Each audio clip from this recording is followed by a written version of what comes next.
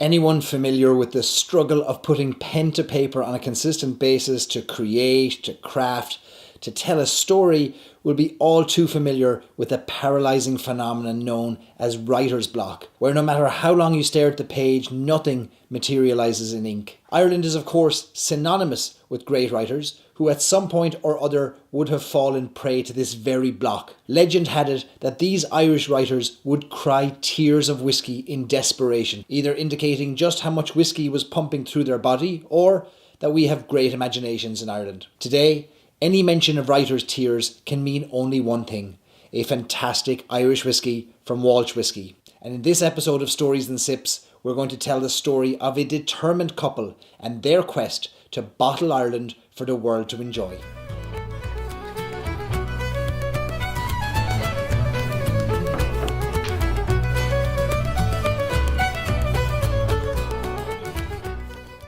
Welcome to episode number 24 of Stories and Sips. I'm Barry Chandler, an Irishman in the US of A, entertaining the locals with tales and tastes of incredible Irish whiskey. If this is your first time here, why not click on the subscribe button in the bottom right of this video so that you won't miss a single story or sip of Ireland's liquid gold. If you are a whiskey fan in the United States, the name Walsh Whiskey may not be very familiar to you, and indeed to many Irish whiskey drinkers in Ireland, this name is more likely secondary to the names of the famous Irish whiskies they ship to all corners of the world. You see, Walsh Whiskey is a great Irish success story. It's a story born out of necessity, innovation, vision, and of course a few struggles along the way. And I want to share that story with you today in this episode so that you might be introduced to their whiskies, get to know the people, and maybe be inspired to visit Ireland with these few stories in your back pocket. For many of my American friends watching, your first introduction to Irish whiskey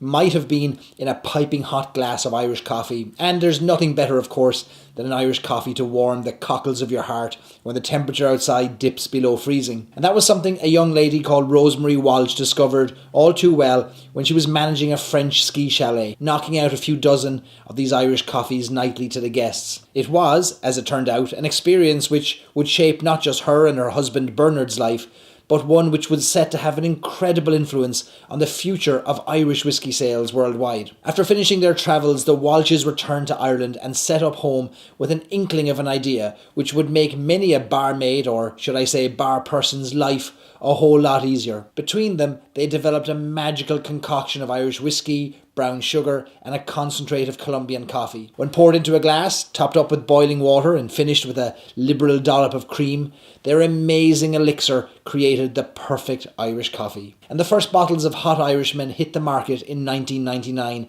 becoming the foundation really for their future undertakings and expansion into their own special signature brands of Irish whiskey. Not all Hot Irishmen come in a bottle.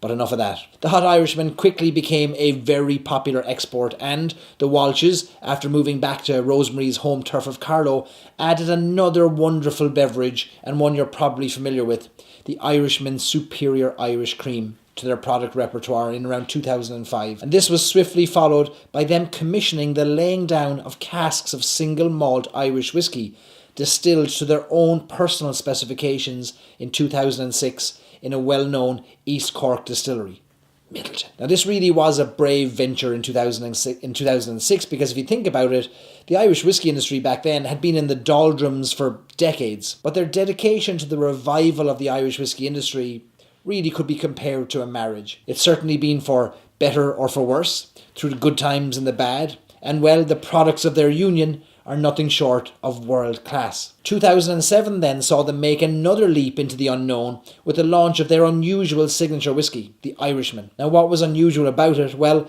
it was the only blended Irish whiskey to have been produced from whiskies distilled only in copper pot stills at that time. And they followed that successful endeavour with an even more incredible milestone, producing the first triple distilled cask strength Irish whiskey in 50 years, followed up with the release of the much celebrated Writer's Tears Irish whiskey, of which there are now a number of blends available. There's the Writer's Tears Copper Pot, which I have here, half finished bottle, and it's a pot still, and single malt combined blend aged in bourbon casks. There's also the Writer's Tears Redhead, which is aged in sherry casks, and that gives it its lovely reddish glow. And then there's the limited edition, triple distilled, of course, Writer's Tears cask strength.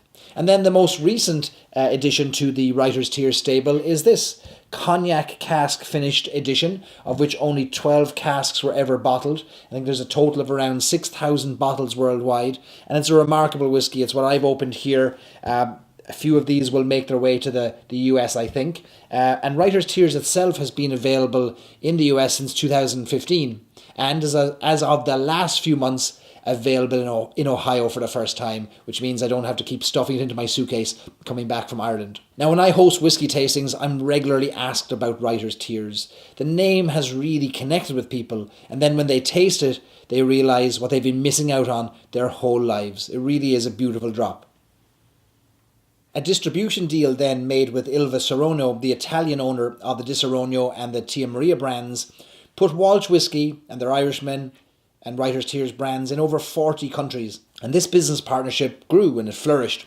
And then together they built the Royal Oak Distillery in County Carlow, the first whiskey distillery in the southeast of Ireland for more than a century. And that fulfilled really the distillery dream of the Walshes. And they opened the distillery to great fanfare and their visitor centre as well in 2016. And sadly though, not all marriages or even business partnerships are made in heaven. And the news hitting the headlines just this January was of a company split. You see, due to differences in strategic direction, Ilva Serono will now be keeping the Royal Oak Distillery and will be producing their own whiskey, while Bernard and Rosemary will continue to do what they've been doing for almost 20 years, which is focusing on the brands they created, the Irishman and Writer's Tears, and hopefully for many years to come. Now, why I wanted to share Rosemary and Bernard Walsh's story is that they represent hundreds, thousands of innovators in the food and beverage sector in Ireland, many of whom have been toiling away behind the scenes, helping to lay the seeds for harvests many years in the future. And it's these innovators, visionaries, believers in Ireland and its possibilities